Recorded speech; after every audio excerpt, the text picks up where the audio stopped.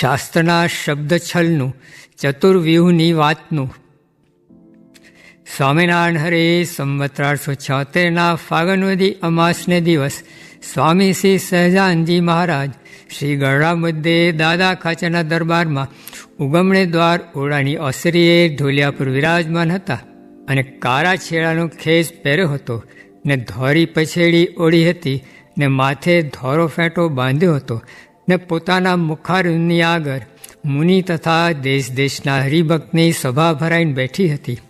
પછી શ્રીજી મહારાજ બોલ્યા છે, શ્રીમદ ભાગવતને વિશે વાસુદેવ, સંકર્ષણ, પ્રદ્યુમન અને અનિરુદ્ધ એ ચતુર્વ્યૂહની જ વાર્તા છે. તે કોઈ ઠેકાણે એને સગુણ કરી કહે છે અને કોઈ ઠેકાણે એને નિર્ગુણ કરી કહે છે. તે જ્યારે નિર્ગુણ કહીને કહે છે ત્યારે વાસુદેવ ભગવાનને કહે છે અને જ્યારે સગુણ કહીને કહે છે ત્યારે સંકર્ષણ, અનિરુદ્ધ, પ્રદ્યુમનને કહે છે. માટે જ્યારે નિર્ગુણપણે કયા હોય ત્યારે સાંભળનારાની ને વાંચનારાની મતિ ભ્રમી જાય છે અને એમ જાણે છે જે ભગવાનને તો આકાર નથી. તે સમજનારાની અવરી સમજણ છે. અને શાસ્ત્રમાં જે શબ્દ છે તે એકાંતિક ભક્ત વિના બીજાને સમજાતા નથી. તે કયા શબ્દ? તો જે ભગવાન અરૂપ છે, જ્યોતિ સ્વરૂપ છે, નિર્ગુણ છે અને સર્વતોવ્યાપક છે, એવા વચન સાંભળીને મૂર્ખ હોય તે એમ જાણે છે શાસ્ત્રમાં તો ભગવાને અરૂપ જ કયા છે.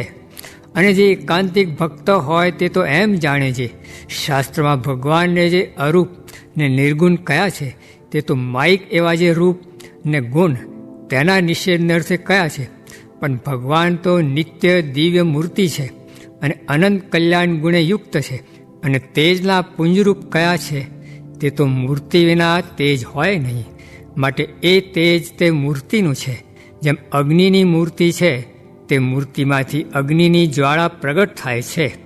તેણે કહીને તે અગ્નિની મૂર્તિ દેખાતી નથી અને જ્વાળા દેખાય છે. પણ સમજવું હોય તે એમ જાણે છે અગ્નિની મૂર્તિમાંથી જ જ્વાળા નીકળે છે. તેમજ વરુણની મૂર્તિમાંથી જળ પ્રગટ થાય છે. તે જળ દેખાય છે અને વરુણની મૂર્તિ દેખાતી નથી. પણ સમજવું હોય તે એમ જાણે છે વરુણની મૂર્તિમાંથી સર્વે જળ છે. તેમ બ્રહ્મસત્તારૂપ જે કોટી સૂર્ય જેવો પ્રકાશ છે તે પુરુષોત્તમ ભગવાનની મૂર્તિનો પ્રકાશ છે. અને શાસ્ત્રમાં એવા વચન હોય છે જેમ કાંટે કહીને કાંટો કાઢીને પછી બેનો ત્યાગ કરે, તેમ ભગવાન પૃથ્વીનો ભાર ઉતારવાને કાજે દેહને ધરે છે. તે ભાર ઉતારીને દેહનો ત્યાગ કરે છે. એવા જે શબ્દ તેને સાંભળીને મૂર્ખ હોય તે ભૂલા પડે છે અને ભગવાને અરૂપ સમજે છે. પણ ભગવાનની જે મૂર્તિ તેને દિવ્ય જાણતા નથી. અને એકાંતિક ભક્ત હોય તે તો એમ જાણે છે જ્યારે શ્રી કૃષ્ણ ભગવાન અર્જુનની પ્રતિજ્ઞા રાખવાને કાજે બ્રાહ્મણનો પુત્ર લેવાને ગયા ત્યારે દ્વારિકામાંથી રથ ઉપર બેસીને અર્જુન સહિત ચાલ્યા. તે લોકાલોક પર્વતને ઓલંગીને માયાનો જે અંધકાર તેને સુદર્શન ચક્રે કરીને કાપીને તેને વિશે રથને હાંકીને ને તે જ પુંજને વિશે પ્રવેશ કરીને અને ભૂમાપુરુષ પાસેથી બ્રાહ્મણના પુત્રને લઈ આવતા હવા. માટે શ્રી કૃષ્ણ ભગવાન દિવ્યમૂર્તિ હતા તો તેને પ્રતાપે કહીને લાકડાનો જે રથ અને પંચભૂતના દેહવાળા જે ઘોડા તે સર્વે દિવ્ય ને માયા પર જે ચૈતન્ય તે રૂપે થતા હવા. અને જો દિવ્ય રૂપ ના થયા હોય તો જેટલું માયાનું કાર્ય હોય તેટલું માયામાં જ લીન થાય. પણ માયાથી પર જે બ્રહ્મ ત્યાં સુધી પહોંચે નહીં. માટે જે ભગવાનની મૂર્તિને પ્રતાપે માયક પદાર્થ હતા તે પણ અમાયક થયા. એવું જે ભગવાનનું સ્વરૂપ તેને મૂર્ખ હોય તે માયક સમજે. અને જે એકાંતિક સંત છે તે તો ભગવાનની મૂર્તિને અક્ષરાતીત સમજે છે. અને મૂર્તિમાન એવા જે પુરુષોત્તમ ભગવાન તેને બ્રહ્મરૂપ જે અનંત કોટી મુક્ત અને અક્ષરધામ એ સર્વેના આત્મા જાણે છે. માટે કોઈ ગમે તેવા શાસ્ત્ર વંચાતા હોય અને તેમાં ભગવાનનું નિર્ગુણપણે કહીને પ્રતિપાદન આવે તે ઠેકાણે એમ જાણવું છે એ ભગવાનની મૂર્તિનો મહિમા કયો છે. પણ ભગવાન તો સદા મૂર્તિમાન જ છે. એવી રીતે જે સમજે તેને એકાંતિક ભક્ત કહીએ. ઇતિ વચનામૃતમ. એવી રીતે ગઢડા પ્રથમ પ્રકરણનું 66મું વચનામૃત જે તે થયું. મોટાને વિશે મનુષ્યભાવ નથી રહ્યો તેનો કેમ તપાસ કરવો? એ પ્રશ્નનો ઉત્તર કર્યો જે એની કોઈ ક્રિયામાં દોષ ના આવે એ જ દિવ્ય ભાવ છે. સ્વામિનારાયણ હરે સ્વામીએ વાત કરી જે મોક્ષને અર્થે તો ભગવાન ને સાધુ એ બે જ છે ને બીજા સાધનનું ફળ તો ધર્મ અર્થ ને કામ છે. સ્વામિનારાયણ હરે સ્વામીએ વાત કરી જે આજ આપણામાંથી એકડમલ કરીને કાઢી મૂક્યો હોય તો પણ તે જગતનો પ્રભુ છે, તે આજનાનો એવો મહિમા છે. સ્વામિનારાયણ હરે સ્વામીએ વાત કરી જે જેનો સમાગમ મળવાની પ્રાર્થના કરે છે તેનો સમાગમ ભગવાને આપણને હાથો હાથ આપ્યો છે. સ્વામિનારાયણ હરે સ્વામીએ વાત કરી જે મહારાજને આ સાધુ સર્વેથી પર છે ને સમર્થ છે તો પણ વેદની તંતીમાં રહે છે, પણ બીજા અવતાર જેવા ચરિત્ર કરતા નથી. તે બીજાને ગુણ આવવા સારું ને ઘણા જીવના કલ્યાણને સારું છે, પણ પોતાને કાંઈ બાદ અડતો નથી. સ્વામિનારાયણ હરે સ્વામીએ વાત કરી જે અભિનિવેશ થાય તેને વેદ કહે, ગુરુ કહે તો પણ માને નહીં, ને પંચ વિષયનો અભિનિવેશ તો ગુરુરૂપ ગોવિંદ પ્રગટ સાક્ષાત્કાર મળેથી ટળી જાય છે.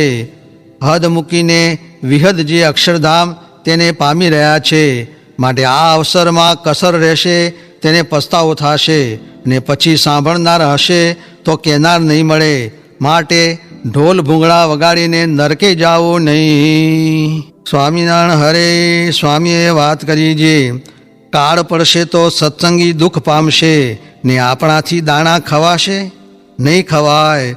ખળખળીએ નાતા નાતા બખોલમાં પગ પેસી ગયો તે ભાંગી જાત, પણ મહારાજે રક્ષા કરી તેથી તરત ખેંચી લીધો, અને વાડીમાં પથ્થર ઉપર હું પડી જાતો હતો તે જેમ કોઈ ઝાલી રાખે તેમ અધ્ધર રહ્યો.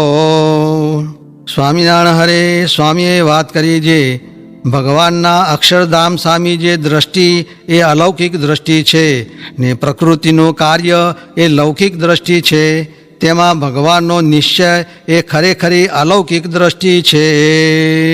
સ્વામિનારાયણ હરે સ્વામીએ વાત કરી જે ભગવાનના અવતાર તો અસંખ્ય છે, પણ આ સમયે મહારાજ પ્રગટ થયા તે ભેળા 1000 ભગવાનના અવતાર થયા, ને પોતે એક માહી અવતારી થયા એમ ચોખ્ખું સમજવું. સ્વામિનારાયણ હરે સ્વામીએ વાત કરી જે શ્રીજી મહારાજે સંતને પોતાનો રહસ્ય અભિપ્રાય કહ્યો જે કોટી સૂર્યના તેજથી કોટી ગણું તેજ વૈકુંઠના મુક્તમાં છે, ને તેથી કોટી ગણું તેજ તે ગોલોકના મુક્તમાં છે, ને તેથી અનંત કોટી ગણું તેજ તે અક્ષરધામના મુક્તના પુરોમણે વિશે છે, ને તેથી અનંત કોટી ગણું તેજ તે અક્ષરધામની જે ભૂમિ તેમાં એક સોપારી રહે એટલા દેશમાં લીન થાય છે, ને અનંત અપાર જે અક્ષરધામનો પ્રકાશ તે સર્વેને ભેળો કરીએ તો સર્વ અવતારના અવતારી જે શ્રી હરિકૃષ્ણ પૂર્ણ પુરુષોત્તમ તેના એક રોમના કોટીમાં ભાગની બરોબર નથી આવતો. એવી દિવ્ય મૂર્તિ તે તેજ ઐશ્વર્ય પ્રતાપ બળ કીર્તિ એવા અનેક દિવ્ય ગુણે યુક્ત સ્વરાટ ને સત્ય સંકલ્પ છે, ને દિવ્ય કર્તા શક્તિ જ્ઞાન શક્તિ ક્રિયા શક્તિ લય શક્તિ ધારક શક્તિ પ્રેરક શક્તિ નિત્ય અલુપ્ત શક્તિ મહામનોહર શક્તિ અચિંત્ય શક્તિ નિરંકુશ શક્તિ નિર્વિશેષ શક્તિ નિર્દોષ શક્તિ અજીત શક્તિ શોભા શક્તિ નિયંતા શક્તિ સુંદર શક્તિ એ આદિક અનંત દિવ્ય શક્તિઓ ને અનેક મહા આશ્ચર્યકારી ગુણયુક્ત દિવ્યમાં દિવ્ય મૂર્તિ પોતાના અક્ષરધામને વિશે સદા વિરાજમાન એવા શ્રી હરિકૃષ્ણ પુરુષોત્તમ શ્રી સહજાનંદ સ્વામી છે, ને જન્મ ધરતા થકા સદાય અજન્મા અચ્યુત અખંડ મૂર્તિ છે, ને દિવ્યાકૃતિ થકા મનુષ્યાકૃતિ છે, ને મનુષ્યાકૃતિ થકા દિવ્ય મૂર્તિ છે, ને અક્ષરધામમાં છે તો પણ અહીં છે, ને અહીં છે તો પણ અક્ષરધામમાં જ છે, ને એ જ્યાં છે ત્યાં જ અક્ષરધામનું મધ્ય છે, ને ઔદાર્ય ગાંભીર્ય માધુર્ય વાત્સલ્ય સૌશીલ્ય જ્ઞાન બળ તેજ રસ ગંધ એ આદિક મહા આશ્ચર્યકારી દિવ્ય ગુણે યુક્ત સર્વોત્તમ શ્રી સહજાનંદ સ્વામી પુરુષોત્તમ છે. તે પોતાના અક્ષરધામને વિશે અનેક મુક્ત ને અનેક શક્તિઓ તેમણે સેવ્યા થકા સદાય વિરાજમાન છે ને પોતે પોતાના સુખે કરીને સુખિયા છે ને અક્ષરાધિક સર્વે ઉપર દયા કરીને એમની સેવાને અંગીકાર કરે છે ને પોતે તો સર્વે પ્રકારે નિર્દોષ છે ને પૂર્ણ કામ છે ને અનંત અક્ષરાધિક મુક્ત ને અનંત શક્તિઓ ને અનેક વિભૂતિઓ અને અનેક ઐશ્વર્ય ને એ સર્વે સેવ્યા થકા અનાદિ નિત્ય સિદ્ધ અનવધિકાતિશય ને નિરંકુશ દિવ્ય એવો ઐશ્વર્ય તેણે યુક્ત થકા ને શ્રી ધર્મદેવ ને ભક્તિ માતા થકી છે જન્મ જેમનો એવા શ્રી સ્વામિનારાયણ તે જ અક્ષરાતી સર્વોપરી પુરુષોત્તમ છે. તેમાંથી સર્વ અવતાર પ્રગટ થાય છે ને પાછા તેમને વિશે લીન થાય છે. તે માટે દિવસે દિવસે શ્રદ્ધા, જ્ઞાન, મહાત્મ્ય, વિશ્વાસ, પ્રીતિ, આશ્રય ને અનુવૃત્તિ તે અધિક અધિક સમજાય એવો શાંતપણે ઉપાય કરવો ને તેવો જ સંગ ને શાસ્ત્ર રાખવા.